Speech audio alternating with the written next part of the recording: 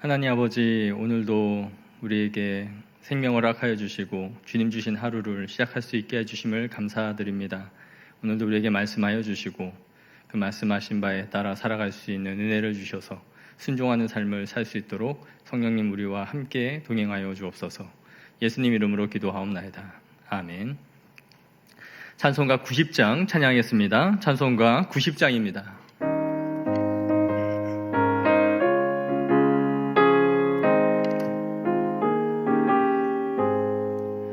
주 예수 내가 알기 전 날 먼저 사랑했네. 그 크신 사랑 나타나 내 영혼 거듭났네.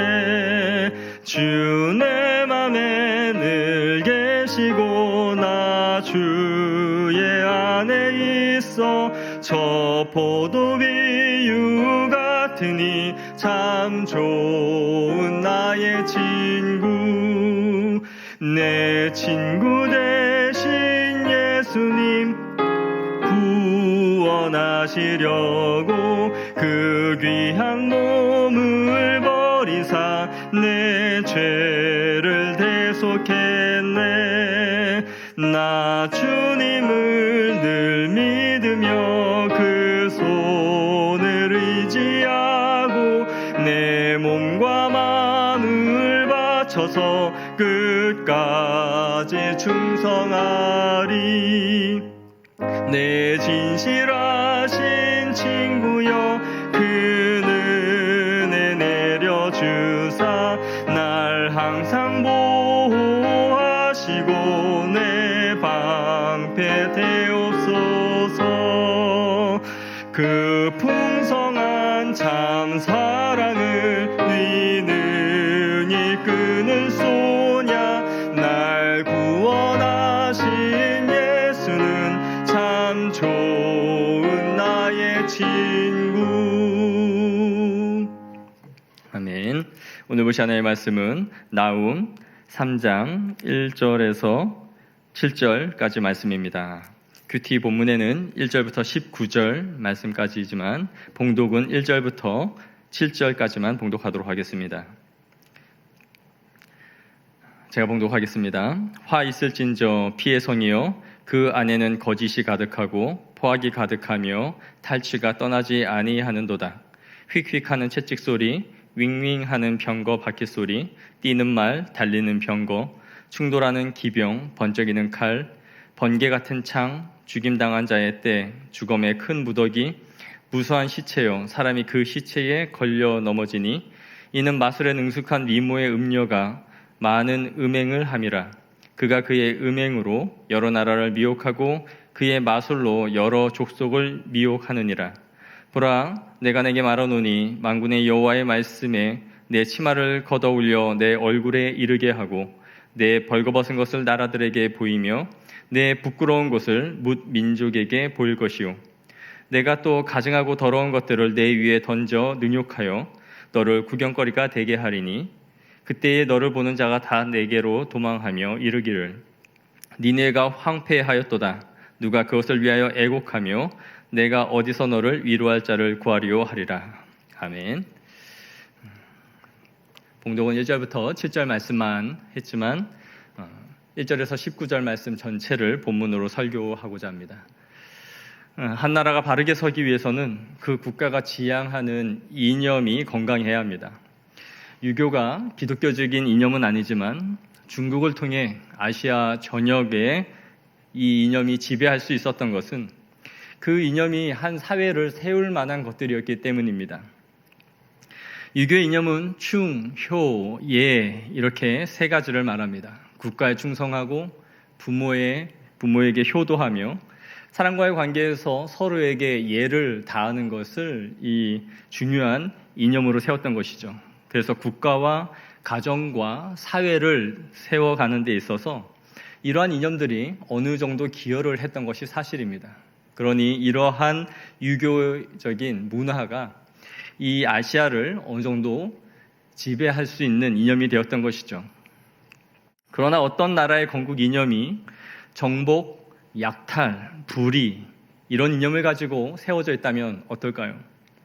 그런데 우리가 계속 살펴보고 있는 이 나훔서에 등장하고 있는 이 니느웨는 마치 이런 이념을 가지고 세워진 나라처럼 그 나라에 불의가 가득했음을 본문이 계속해서 보여주고 있습니다. 니느웨는 북이스라엘을 멸망시켰던 아수르의 수도였습니다. 오늘 본문 1절에 보시면 화 있을진저 피의 성이여 라고 시작합니다. 무수한 피를 흘리는 이 성을 피의 성이다 라고 말하면서 이 성을 수식하는 많은 단어들을 한번 보십시오. 거짓, 포악, 탈취라는 단어들을 쓰고 있습니다. 이러한 악이 이 사회를 떠나지 않고 있다는 것을 말씀하고 있는 것이죠. 이들의 호전적이고 잔인한 이러한 특성은 여러 이웃나라들을 침략하여 약탈하는 것을 통해 그들의 부를 획득하는 수단으로 삼았던 것이죠. 2절에 휙휙하는 채찍소리, 윙윙하는 병거바퀴 소리, 뛰는 말, 달리는 병거, 충돌하는 기병, 번쩍이는 칼, 번개 같은 창. 이러한 단어들, 이러한 말들은 모두 전쟁을 묘사하는 표현들이라고 할 수 있습니다. 그들은 잔인한 방식으로 살육을 자행했고 전쟁을 통해 그들이 존재하는 것이 유일한 힘이 바로 이러한 약탈과 전쟁이었음을 보여주었던 것이죠. 3절에 보시면 죽임당한 자의 때, 죽음의 큰 무더기, 무수한 시체라는 단어들을 계속 쓰고 있습니다. 심지어 사람들이 그 시체에 걸려 넘어지게 되었다라고 말씀하고 있는 것이죠. 그들이 정복하는 곳마다 잔인하게 사람들을 죽여왔는데 아수르 왕 살마네셀 3세는 적들을 목을 모두 베어낸 후에 그 적의 성문 앞에 산더미처럼 그 목을 잘라서 세워놓고는 그것을 자랑했다고 합니다. 자신의 강성함을 그런 식으로 보여주려 했던 것이죠. 4절은 마술의 능숙한 미모의 음녀가 나라들을 미혹하고 마술로 여러 족속들을 미혹하였다라고 말씀하고 있습니다. 화려하게 치장한 창녀가 돌아다니는 사람들을 유혹하여 그들을 넘어뜨리듯이 아수르가 정복함으로 넘쳐나는 그들의 전리품과 재물과 이러한 사치품들로 인하여 수없이 많은 사람들을 유혹하여 아수르로 몰려들게 하였고 또한 그들은 마술로 자신들의 우상숭배에 빠지게 하였음을 보여주고 있는 것입니다. 이렇게 1절에서 4절까지의 말씀은 니느웨라는 이 나라, 이 성이 어떤 나라인지를 보여주고 있는 것이죠. 거짓과 포악이 가득하여 남의 것을 빼앗는 것을 자신들의 원천으로 삼는 나라이며 군사력을 이용하여 잔인하게 생명을 살상하고 그것을 자랑하며 우상숭배가 사회 곳곳에 만연되어져 있는 사회였음을 보여주는 것입니다. 이런 나라, 이런 니느웨를 향해 하나님은 오늘 심판을 선고하십니다. 5절에 내 치마를 걷어 올려 벌거벗은 모습을 온 나라가 보게 될 것이다. 내 부끄러운 곳이 드러나게 될 것이다 라고 말씀하십니다. 6절에 능욕을 당하여 사람들에게 구경거리가 될 것임을 말씀하십니다. 10에서 17절의 긴 이 구절은 각양계층에 종사하는 사람들에게 임할 심판들이 각각 어떠한 것인지를 말씀해 주십니다. 어린아이들은 길 모퉁이에서 매침을 당할 것이다. 존귀한 자와 권세자들은 사슬에 결박당하는 즉 포로가 될 것임을, 그들의 성, 그들이 믿고 있는 이 성은 흔들기만 하면 열매가 떨어지기를 기다리는 사람들이 입을 벌리고 서 있는 위태한 상태가 될 것이다. 그리고 그들의 장정들은 여인과 같이 힘이 없는 상태에 있을 것임을 보여줍니다. 16절에 이러한 불의한 방법으로 축적해가던 상인들이 모두 사라지고 방백과 장수들은 메뚜기같이 사라질 것임을 말씀합니다. 그리고 실제로 이 말씀대로 아수르는 바빌론의 침공을 받아 역사에서 흔적도 없이 사라지고 마는 것을 보여주는 것이죠. 우리는 이 말씀을 통하여 깨달아야 할 것이 있습니다. 하나님은 그 사회의 죄악과 포악함을 계속해서 허용하지 않으시고 심판하신다라는 것입니다.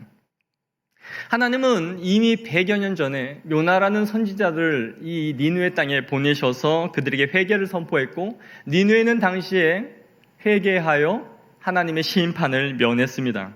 하지만 그들은 다시 죄악 가운데 빠져 100여 년이 지난 나훔 선지자가 활동하고 있는 이 시점에서는 그들의 죄악상이 차고 넘치고 있었다라는 것을 본문이 보여주고 있는 것이죠. 100여 년 전에 있었던 회개가 전혀 의미 없는 상태가 되어버렸던 것입니다. 하나님은 이렇게 우리에게 회개할 기회들을 주시지만 계속해서 죄악을 향해 걸어갈 때에 반드시 그 땅을 심판하신다라는 것을 본문은 보여줍니다. 오늘날 한 국가가 다른 나라를 무력으로 침공하여 그 나라를 자유를 억압한다면 그런 일들이 물론 국지적으로 발생하고 있긴 하지만 그럴 경우에 여러 나라들의 사회적 지탄을 받게 되고 여론의 제재를 또 국가적 제재를 받기도 합니다. 그러나 국가적 차원은 아니지만 사회 안에 남을 속이고 약탈하여 힘없는 사람들을 능욕하고 그들의 것을 빼앗아 자신의 힘의 원천으로 삼고 살아가는 사람들은 이 땅에 너무나 많이 있고 우리가 알고 있는 사실입니다. 하나님은 그들을 반드시 심판하실 것이며 그들이 일어서지 못하도록 하실 것입니다. 또한 오늘 본문은 하나님 심판이 임할 때에 그들이 자랑하던 모든 영역들은 남김없이 심판의 대상이 된다는 것을 보여줍니다. 10절에서 17절에 이르는 이 긴 구절들은 어린아이에서부터 권세자에 이르기까지 상인까지 전 영역에 빈틈없이 하나님이 그들을 심판하실 것임을 보여줍니다. 특별히 8절에서 9절 말씀은 이러한 심판 가운데서 그들을 도울 자가 없다라고 말씀하시는 것이죠. 내가 어찌 노아몬보다 낫겠느냐라고 하나님은 물으십니다. 이 노아몬은 이 티베라는 성에 티베라는 이름을 갖고 있는 애굽의 수도였습니다. 그런데 이곳은 지정학적으로 매우 좋은 곳이어서 이곳을 함락시키고 공격하기가 너무나 어려웠던 이 자연적 요새를 형성하고 있는 곳이었습니다. 8절을 보시면 거기는 강들 사이에 있어서 사방에 물이 두르고 있고 바다가 성루가 되어 자연 자체가 방어 요새를 형성했음을 말씀합니다. 역사적으로 방어를 할 수 있는 주요한 요새들은 강을 끼고 있고 적은 그 성을 점령하기 위해서는 그 강을 건너 들어가야 되는 수고를 했습니다.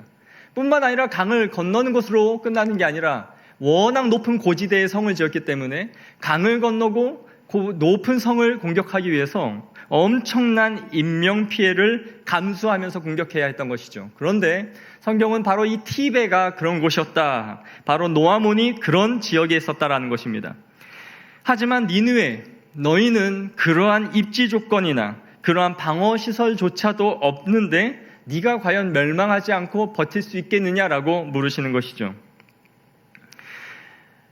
니느웨는 그들이 믿을 만한 튼튼한 동맹국을 갖고 있는 나라였습니다. 실제로 애굽 제25왕조는 구스와 애굽이 연합하여 세웠을 정도로 한 왕조를 연합하여 세웠을 정도로 그 연합이 튼튼했음을 역사적으로 보여주고 있습니다. 다른 이방 나라와 손을 결탁하여 왕조를 세운 그런 나라였다라는 것이죠. 하지만 그들도 무너져 내렸다는 것을 통해 너희가 믿고 있는 것이 무엇이든지 하나님은 반드시 심판하여 무너뜨릴 것이다 라고 말씀하시는 것입니다. 그렇습니다. 이 세상 사람들은 저마다 자신들이 믿는 구석들이 있습니다. 자신들이 잘 준비해 놓은 노후 대책, 재물, 인맥들을 통해서 나한테 이 정도의 환난과 어려움이 오면 나는 능히 이겨낼 수 있어. 이럴 때는 이런 방법으로 헤쳐나갈 거야 라는 자신만의 생각이 있는지 모릅니다. 그러나 하나님께서 손을 대시고 우리의 인생 가운데 들어오시면 우리는 아무것도 버틸 수 없는 무기력한 존재임을 알아야 합니다. 그리하여 19절에 나온 선지자는 이렇게 마지막에 선포합니다. 내 상처는 고칠 수 없고 내 부상은 중하도다. 이것이 니느웨가 처한 상태였던 것이죠. 우리는 이 말씀을 보면서 이 말씀이 니느웨가 역사 가운데 있었던 특정한 불의하고 잔인한 나라의 죄악상을 고발하고 있다는 것만으로도 그것만으로 그쳐서는 안 됩니다. 역사상에 무너진 한 나라의 수도에 대해서 하나님이 말씀하신 심판의 선고라고 생각하고 넘어가서는 안 됩니다. 우리의 사회가 그런 것은 아닌지 혹은 우리가 살아가는 방식이 이 니느웨의 백성들처럼 살아가고 있는 것은 아닌지 우리의 마음 상태가 니느웨와 같은 것은 아닌지 돌아보아야 하는 것이죠. 그리스도인은 그 사회를 정화하고 정결하게 하는 유일한 존재임을 잊어서는 안 됩니다. 니느웨의 패망은 오늘 본문에 기록된 것처럼 주변국들에게는 손뼉을 치며 기뻐하고 즐거움이 되는 그런 날이 될 것임을 말씀하고 있는 것이죠. 왜냐하면 그들의 강포가 주변국들에게 너무나 심했기 때문입니다. 그들의 패망을 보면서 누군가는 미소 짓고 기뻐하는 날이 되었던 것이죠.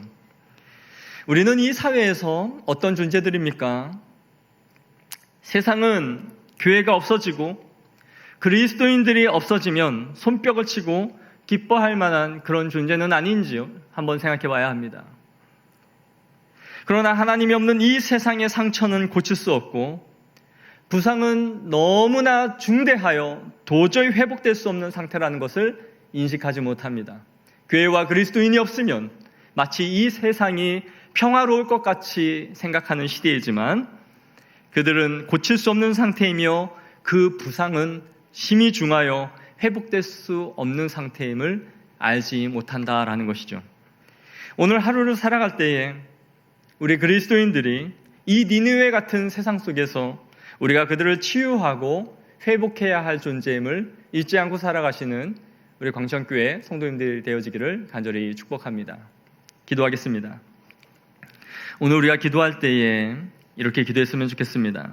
하나님, 이 세상이 니느웨와 같이 불의가 넘치고 죄악이 가득하여 그들의 상처는 고칠 수 없고 부상은 중하여 회복될 수 없는 이 상황임에도 불구하고 자신들의 상태가 어떠한지를 알지 못하고 살아가고 있습니다.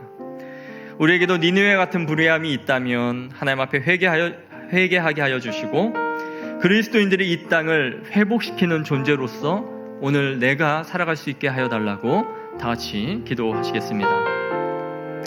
아버지 하나님, 포악과 강포와 강탈, 누군가를 넘어뜨리고 누군가를 짓밟는 것이 자신의 존재의 이유인 것처럼 살아가는 이 니느웨를 향하여 하나님께서 이들의 심판을 선고하시는 것을 나움 선지자를 통하여 보게 하심을 감사합니다.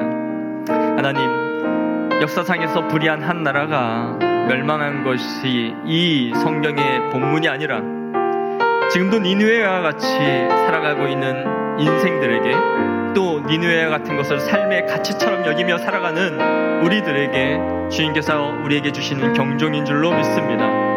아버지, 이 세상은 점점 불의가 넘쳐가고 자신들의 악을 존재의 근거로 삼아 계속해서 누군가를 무너뜨리고 자신이 강성해져 가는 것을 힘으로 여기는 이 시대 속에서 하나님, 그들의 상처가 고칠 수 없는 영적인 질병 가운데 있으며 그들의 부상은 중하여 도저히 하나님 앞에 회복될 수 없는 상태에 있음을 알게 하는 존재가 되게 하옵소서. 그리하여 그들이 100여 년 전에 요나 선지자의 말씀을 듣고 회개하여 엎드렸던 것처럼 이 시대의 그리스도인들을 통하여 이 땅의 교회들을 통하여 그들이 다시 한번 하나님의 말씀을 듣고 니느웨와 같은 이 세상이 하나님 앞에 무릎 꿇고 회개하여 돌아오는 은혜가 있게 하여 주시옵소서. 계속해서 회개하여 주님 앞에 돌아오기를 원하시는 이 시대 속에서 우리가 그러한 삶을 살아갈 수 있는 소금과 빛이 될 수 있도록 한량없는 은혜를 몸된 교회 위에 성도 위에 부어 주시옵소서. 하나님 아버지, 감사합니다. 우리가 이 세상을 살아가는 그리스도인들로서 회복시키고 변화시킬 수 있는 작은 불빛이 될 수 있도록 은혜를 내리워 주시옵소서. 혹시 우리의 마음과 이 나라가 걸어가는 길과 방향이 니느웨가 삼았던 강탈과 포악함, 잔인함은 아닌지를 생각하게 하여 주옵시고 우리가 주님 앞에 더 거룩한 모습으로 이 세상을 살아갈 수 있도록 도와주시옵소서. 오늘도 이 말씀 붙잡고 살아가는 모든 성도들에게 은혜를 더하사 주님의 말씀이 우리의 삶의 길이 되고 빛이 되고 등인불이 되게 하옵소서. 거룩하신 예수님의 이름으로 기도하옵나이다. 아멘. 하늘에 계신 우리 아버지여, 이름이 거룩히 여김을 받으시오며 나라가 임하옵시며 뜻이 하늘에서 이루어진 것 같이 이 땅에서도 이루어지리이다. 오늘날 우리에게 일용할 양식을 주옵시고 우리가 우리에게 죄 지은 자를 사하여 준 것 같이 우리 죄를 사하여 주옵시고 우리를 시험에 들게 하지 마옵시고 다만 악에서 구하옵소서. 대개 나라와 권세와 영광이 아버지께 영원히 있사옵나이다. 아멘. 오늘 또 교회를 위하여 우리가 기도하며 개인의 기도 제목 가지고 나아가겠습니다. 세상으로 나아가서 살아가는 이 한 주간의 시작인데, 일터와 학교에서 하나님의 보호와 인도하심을 받게 하여 주시옵시고, 또 주님이 우리의 삶 가운데 역사하실 것을 기대하며 나아가게 하여 달라고 기도하기를 원합니다. 또 우리의 개인의 기도 제목을 가지고 하나님 앞에 간구하시고 하루를 시작하도록 하겠습니다. 하나님 아버지, 오늘도 우리가 이 하루를 살아갈 때에 하나님 은혜를 베풀어 주시옵시고, 이 말씀이 우리에게 기준이 되고 우리의 삶의 어떤 상황 속에서 판단하고 분별할 수 있는 기준이 될 수 있도록 주여 도와주옵소서. 세상에서 살아갈 때에 이 세상에서 쓰러지고 넘어지지 않고